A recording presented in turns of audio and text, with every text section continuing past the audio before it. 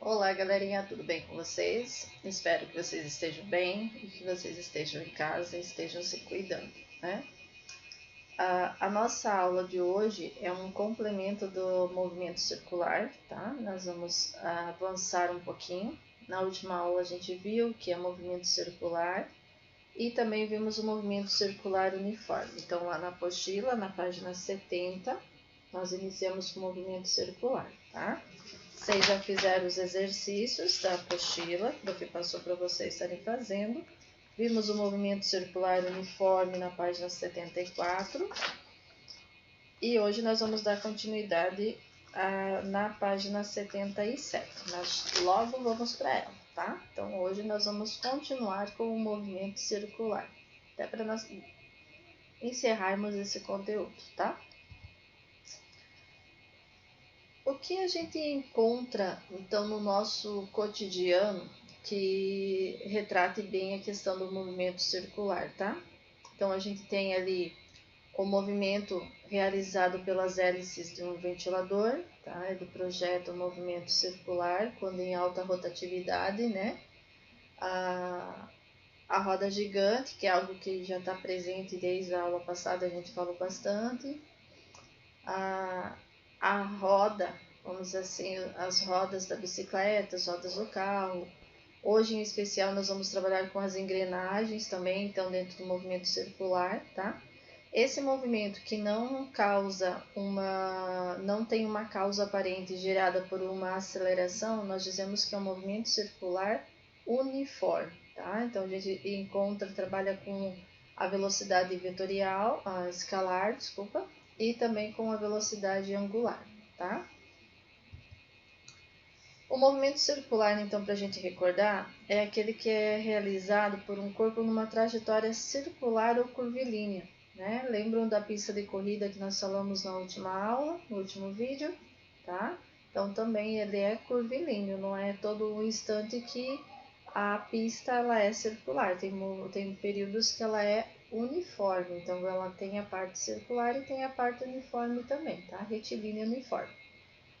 Há grandezas importantes que devem ser consideradas na realização desse movimento, cuja orientação da velocidade é angular. Então, nós vamos determinar as duas velocidades, tá? A velocidade escalar e a velocidade angular, que nós dependemos do raio, tá? São elas o período e a frequência. Então, nós temos nesse movimento a intensidade com que ele se repete. Então, nós vamos trabalhar o período, que é medido em segundos, é o nosso intervalo de tempo, né? A gente não fala mais em tempo, fala em período agora. E a frequência, que é medida em hertz, que é a continuidade, ou seja, ela determina quantas vezes esse movimento é realizado. Então, essa rotação acontece. Por isso que nós temos rotação por minuto, o RPM, tá? Que vocês vão estar utilizando mais adiante também, ok? Um exemplo então disso seria o carro que pode levar X segundos, né? Que seria o nosso período para contornar uma rotatória, porque ele pode fazer uma ou mais vezes. Nossa cidade aqui, ela é bem privilegiada pela dimensão das rotatórias, né? Pelo diâmetro que as rotatórias apresentam. Então, elas são bem espaçosas. Há uma incidência muito baixa de acidentes pelo fato de ela ser bem aberta, quer dizer, o nosso contorno da circunferência em si ela é grande, então isso gera com que os movimentos não precisam ser bruscos, a rotatividade da engrenagem de relação dos pneus, tá?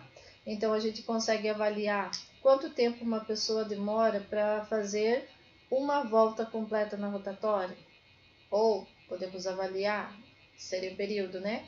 Quantas vezes a pessoa faz esse movimento na rotatória? Então, quantas vezes ela roda no mesmo local? Isso se chama a frequência, tá? Nós vimos também as fórmulas, está lá na apostila de vocês, as páginas que antecedem ao nosso movimento, tá? Então, o movimento circular uniforme ocorre quando o corpo descreve uma trajetória curvilínea com velocidade constante. Então, ele deixa de impregnar o movimento de aceleração, por exemplo, dentro do carro. Ele acelera e permanece, deixa o acelerador numa posição, o pé bem confortável, ele não fica acelerando, ele fica ali constante. Então, para determinar a nossa velocidade constante, tá? Isso é mais visível quando você liga um ventilador, que você não fica alterando a velocidade dele constantemente. Você escolhe uma e deixa e ela fica rotando, né? Fica ali rotacionando, tá? No mesmo movimento. As lâminas do liquidificador também, por isso que ele tem estágio 1, 2, 3, né? Depende da marca e o estilo do liquidificador. A roda gigante do parque também e as rodas de carros, motos e outros veículos de locomoção, tá? E agora nós vamos então para a página 77, tá? Aqui tem o títulozinho lá na apostila de vocês. Se quiserem pegar a apostila e ir acompanhando, nós já vamos ir para a apostila também, tá? Que vem assim, então, transmissão de movimento circular. Olha, transmissão, ele vai transmitir. Então, para poder transmitir, eu vou ter que já ter de clara dois corpos, né? Eu não consigo transmitir nada se eu não tiver dois corpos.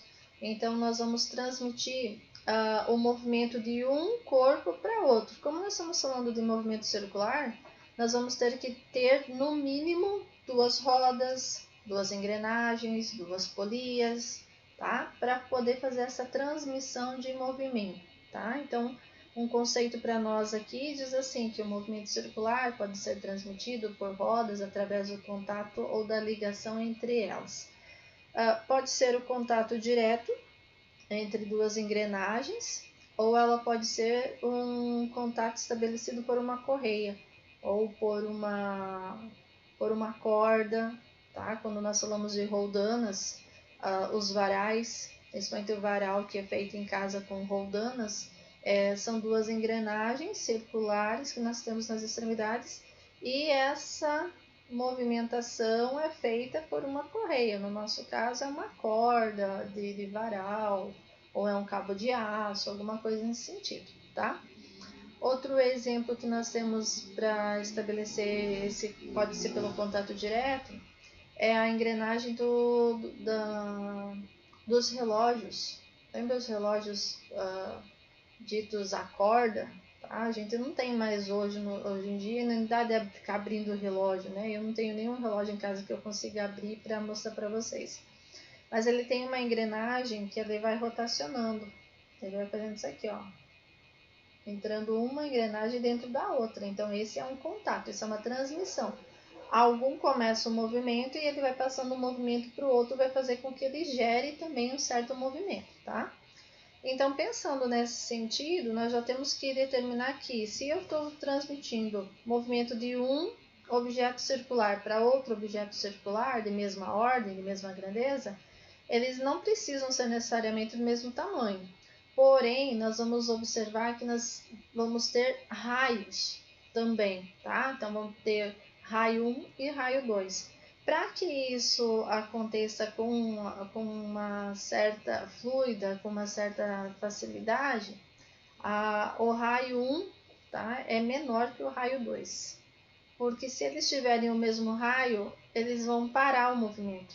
E quando ele não tem o mesmo raio, eles não estão posicionados na mesma ordem, vai haver um movimento com mais facilidade, tá? Então, a transmissão ocorre da roda de menor, tá? Menor raio para de maior raio, tá ok? Então, olha aqui, nós temos alguns exemplos de engrenagens.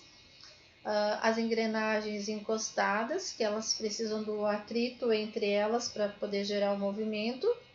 E as engrenagens que nós temos a correia ligando elas, né, entre elas. Então, observe que nós temos aí, vamos na segunda linha, aqui bem pertinho, a engrenagem ali que está em vermelho, né, a correia, desculpa, está em vermelho. Observe que o que está em verde, tá? É trabalhado com a velocidade angular, tá? Então, a velocidade angular de A e a velocidade angular de B. E nós temos o raio da engrenagem pequena, tá? O raio A, e o raio da engrenagem B, que vai ser em azul, tá? Então, assim, algumas vezes diferenciam por cores, mas vocês já entenderam que o raio 1, tá? O movimento vai passar do raio de menor raio para o de maior raio, tá ok? Agora vocês vão pegar a apostila que nós vamos ir para ela lá, tá? Então, página 77, porque aqui tem algumas fórmulas para nós estarmos observando, alguns pontos que é essencial, tá ok? Então, aqui ele fala, inicia com a nossa fala lá anterior, lá nos slides, tá? E aqui nós temos a figura, ela bem organizadinha, tá? Então, nós temos uma engrenagem de raio 1 e a engrenagem de raio 2. Elas estão ligadas por uma correia, né? Quem anda de bicicleta sabe muito bem como é bom quando ela desacopla, né? Quando ela sai, você acaba sujando toda a mão de graxa, né? Aí para poder arrumar ela, tá? Então, o que nós vamos entender nesse processo, tá? Observe que o raio continua sendo do centro da circunferência até uma de suas extremidades, e se falar em diâmetro, nós estamos falando do movimento intenso, né? De uma extremidade da circunferência até a outra, passando pelo centro. As duas velocidades são iguais, tá? Nós falando que tipo de velocidade, prof? A velocidade escalar, tá? Então, a velocidade com que vai acontecer o movimento na acoplagem menor é igual à velocidade que vai acontecer na acoplagem maior, velocidade escalar, tá?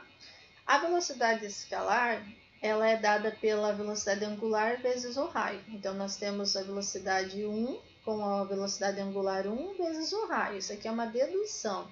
A velocidade escalar 2 é igual a velocidade angular 2 vezes o raio também, tá ok? Quem é a nossa velocidade angular? Também está nas páginas anteriores. É 2π vezes a frequência, tá ok? Então, nós temos aqui a nossa velocidade angular. Então, a gente consegue fazer uma relação entre elas, tá ok? Olha só, esse 2π que está aqui e esse 2π que está aqui, se nós formos colocar os dois do mesmo lado da igualdade, ele vai passar dividindo. Então, nós vamos cancelar ele. Então, nós vamos ficar com a frequência 1 vezes o raio 1 é igual à frequência 2 vezes o raio 2, tá? Com isso, a gente conclui que a polia maior realizará um número de voltas menor do que a polia menor, concordo? Enquanto essa polia aqui, ó, ela dá uma volta completa pela dimensão dela, né, pelo comprimento da circunferência dela, essa polia aqui menor vai dar mais voltas, tá? Isso aqui é bem lógico mesmo, para a gente começar a entender um pouquinho mais, tá? E quando a transmissão ela acontece no contato entre as engrenagens, então olha só, ela tem um contato direto e o movimento tem que ser preciso, né? A velocidade escalar de seus pontos externos também será igual, assim como ocorre nas polias interligadas por uma correia ou corrente, tá? Então aqui na nossas polias, quando ela tem o contato direto, também nós temos uma velocidade escalar constante, quer dizer, elas têm a mesma velocidade, tá? Em relação obtida anteriormente, será válida para as engrenagens, tá? Também será válida aqui também. Na situação em que nós dizemos, então, que no caso apresentado, a polia e o eixo apresentam a mesma velocidade angular e a velocidade escalar diferente. Olha o que eu tenho aqui, ó. Tá? Isso aqui é a polia unitária, tá? Aqui da engrenagens vale a mesma coisa das engrenagens que são por corrente. Aqui é quando nós temos uma polia e um eixo, tá? Então, quando nós temos uma polia, que é um circular, e o eixo também, tá? Então, a gente consegue movimentar ele, tá? Lembra, vocês já brincaram daquele do pirulito que voa, que ele tem a hélicezinha e você faz assim ele sai voando, tá? Esse é o princípio aqui que nós temos do eixo e polia, tá? Então ele faz esse movimento circular também. Para esse caso aqui, a nossa velocidade angular 1 e velocidade angular 2. A velocidade angular 1 é a velocidade escalar 1 dividida pelo raio 1. E a velocidade angular 2 vai ser a velocidade escalar 2 dividido pelo raio 2, tá? Então, você vai determinar o 1 e o 2. Você vai determinar cada um deles aqui, tá? Como podemos observar, a velocidade escalar é proporcional ao raio, tá? Então, quanto maior é o raio, né? E nós vamos ter a velocidade, ó, vai estar proporcionalizada aqui, tá bom? Isso quer dizer que na figura ao lado, a velocidade escalar de rotação da polia é maior do que a velocidade escalar, tá, de rotação do eixo. Então, a velocidade aqui da polia se torna maior que a velocidade do eixo. E, prof, agora eu tenho um conjunto de polias, eu não tenho só duas como aqui em cima, ó. Eu tinha apenas duas engrenagens, tá? Aqui elas estão separadas, ligadas pela correia. Aqui elas estão interligadas entre elas. Aqui eu tenho uma polia e um eixo. E agora aqui que eu tenho um esquema de transmissão envolvendo 4 polias. Conseguiram ver as 4 polias? Olha bem para o desenho se vocês conseguem identificar as 4 polias aí. Dá uma atenção. Ó. Polia 1. Polia 2, essa menorzinha. Polia 3, essa maiorzinha. E aqui a polia 4, tá? Essa polia 2, ela é como se fosse no desenho anterior ali. Ela é o eixo, tá? Ela é trabalhada como se fosse um conceito de eixo. Nesse esquema, então, a velocidade da polia 1 é igual à velocidade escalar da polia 2, que tem a mesma velocidade angular da polia 3, porque ela é igual ao eixo, tá? Por sua vez, tem a mesma velocidade escalar da polia 4. Então, quando ela é traçada como polia e eixo, nós dizemos que a velocidade angular é igual. Quando ela é traçada como engrenagem, tá? De mesma espécie, ok? Raios diferentes, mas elas têm o trabalho ou unidas por corrente ou contato direto entre elas, tá? Elas possuem a mesma velocidade escalar. Tudo bem? Aqui a gente pode seguir, tem exemplo resolvido de atividade, tá? Então, a leiturinha aqui para vocês, ela fica visível, ó, nós temos informações e aplicação das formulazinhas, tá ok? E aí nós temos o último item da apostila, o último título. Depois nós vamos fazer exercício, tá? Nem se preocupe que vocês vão ter tempo para fazer exercício. O movimento circular uniformemente variado.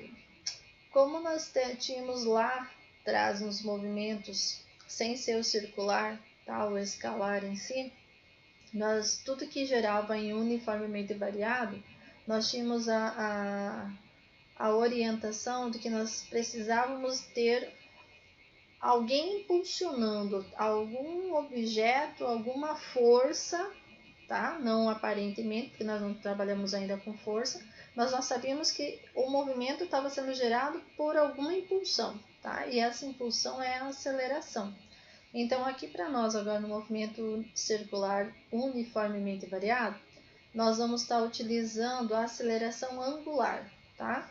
E a nossa aceleração angular, ela vai seguir a mesma linha que nós seguimos lá. Lá atrás, na aceleração escalar, como que eu determinava ela? A velocidade, né, a variação da velocidade dividida pela variação de tempo. Aqui a nossa aceleração angular vai ser representada por y, tá? Então, aqui é nosso gama, tá? O y. E nós vamos ter, em vez de velocidade escalar, nós vamos ter a velocidade angular, tá? Então, nós vamos pegar a variação da velocidade angular e dividir ela pela variação de tempo. Percebam que o que vocês iniciaram a apostila, vocês estão terminando a apostila com os mesmos conceitos. Por isso que era tão importante lá no início eu dizer para vocês que nós precisamos gravar informações, tá? E o que vem para frente da nossa apostila, próximos conteúdos em si, ele vai utilizar também esses conceitos, tá? Então, faça um caderninho de anotação, não joguem fora essa apostila, tá? A gente vai estar utilizando ela, vocês vão estar utilizando ela para pesquisa, para relembrar, tá ok? Então, aqui no movimento circular uniformemente variado, nós vamos ter a nossa aceleração. Então, a nossa aceleração é a variação da velocidade angular dividida pela variação de tempo. Tudo continua a mesma situação. No sistema internacional, olha aqui, ó.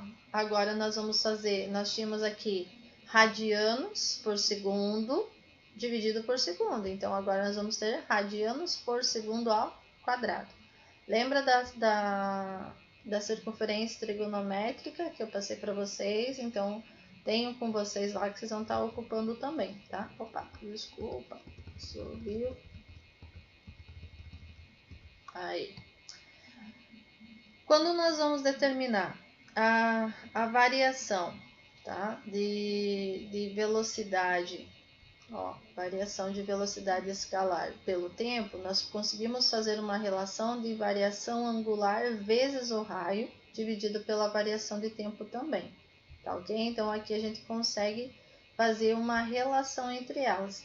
E essa relação, ela fica mais estreita, porque se nós tivermos esses tempos iguais, tá? Matematicamente, quando o denominador é igual antes e depois da igualdade, a gente pode fazer uma eliminação dele, né? Então, nós vamos ficar com uma relação de que a aceleração escalar, osso A normalzinho, é igual a nossa aceleração angular vezes o raio, tá? Então, nós conseguimos trabalhar aqui, ó, escalar igual a angular vezes o raio. Isso vale também anterior para a velocidade, lembra? Velocidade escalar é igual a velocidade angular vezes o raio. E aqui para aceleração, a mesma coisa. A aceleração escalar é igual a aceleração angular vezes o raio. Tá ok? No movimento, então, circular uniformemente variado, além da aceleração centrípeta, vamos encontrar também, haverá a aceleração tangencial. Lembra o que é a tangente? Lembra da expressão saiu pela tangente? Saiu de fininho. Então, lá na circunferência é aquele movimento que intercepta um ponto apenas da circunferência, tá? É aquele movimento que está esbarrando na circunferência aqui, ó, um pontinho só, tá? Para encontrar ela, nós vamos recordar a nossa equação horária. Lembra a equação horária do espaço em função do tempo do segundo grau? Ou, vocês diziam, a sorveteria, tá? Sorvetão, sorveteria, sorvetão, né? Esse aqui é o sorvetão de vocês. Aqui é a sorveteria, né? O sorvete e o sorvetão. Aqui nós temos o nosso ângulo, nossa variação angular, aqui o nosso ângulo inicial, mais, que é o deslocamento, né, angular aqui. Deslocamento angular mais deslocamento angular inicial, mais velocidade angular inicial vezes o tempo, mais a aceleração angular dividido por 2 vezes o tempo ao quadrado. Essa é uma das formas utilizadas dentro desse movimento. A outra, vocês vão recordar, lembra? Velocidade igual a velocidade inicial mais aceleração vezes o tempo. Recordaram? Só que agora nós vamos para o movimento circular, ó. Velocidade angular é igual a velocidade angular inicial, esse zerinho aqui diz que é inicial, mais a aceleração angular vezes o tempo. E aqui, então, quem que vem para nós aqui nesse movimento? Que tipo de equação? Como que se chama essa equação aqui? Lembram lá atrás? Nossa equação de Torricelli, que quando a gente não tem tempo, nós usamos a equação de Torricelli no movimento uniformemente variado. Então, aqui no movimento uniformemente variado, nós temos, então, a velocidade angular ao quadrado igual a velocidade angular inicial ao quadrado, mais 2 vezes a aceleração angular vezes a variação de ângulo. Lembra do espaço angular inicial e do espaço final angular, tá? No movimento circular uniformemente variado, a velocidade vetorial é variável em módulo, direção e sentido. Então, ela não é igual, tá? Ela é variável, ela vai variar, tá? A aceleração, marca aqui, destaca, tá? Isso aqui tem um monte de questões de interpretação que vocês vão precisar dessas informações aqui. A aceleração tangencial, ela é constante em módulo. Módulo, quem quer dizer módulo?